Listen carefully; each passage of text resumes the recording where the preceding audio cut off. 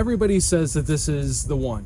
It's peak BMW before things got too complicated. When it was a V8, 400 horsepower doesn't seem like a lot now, but back then, there's nothing like it, at least for the money. You know, you have to spend 2 to 3 times as much to get this kind of performance, but in a four-door, nope.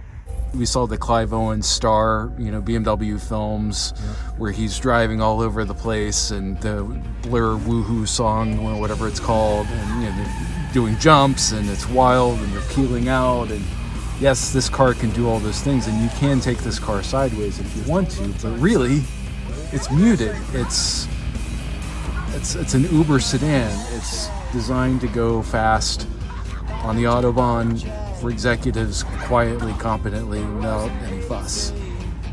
And yes, it can take the curb at 100 miles an hour, and yes, you know, it can go all day, and the engine really comes alive, and fundamentally it's a race engine.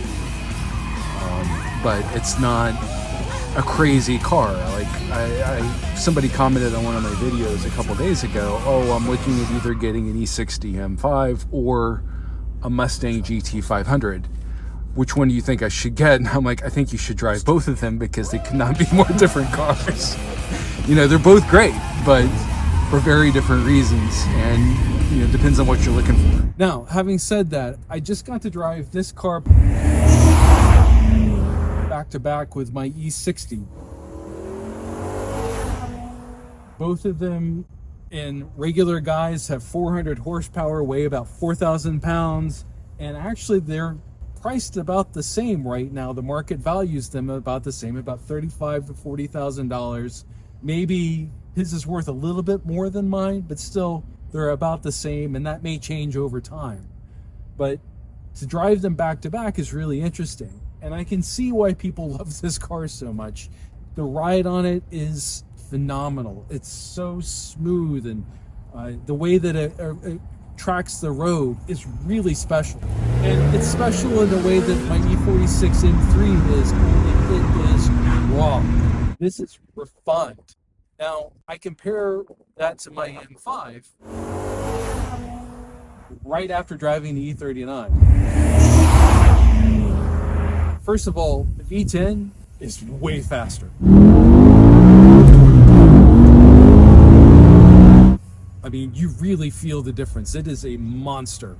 And I remember driving an E34 M5 with a straight 6, about the same amount of power as in my M3. The jump to this was tremendous. The jump to the E60 with the V10, also tremendous. And I hear the same thing about the F10 with the twin-turbo turret in the end.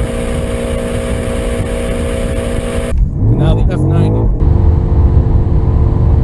And it's all, each one gets way more powerful, and I guess it makes sense that it would, right?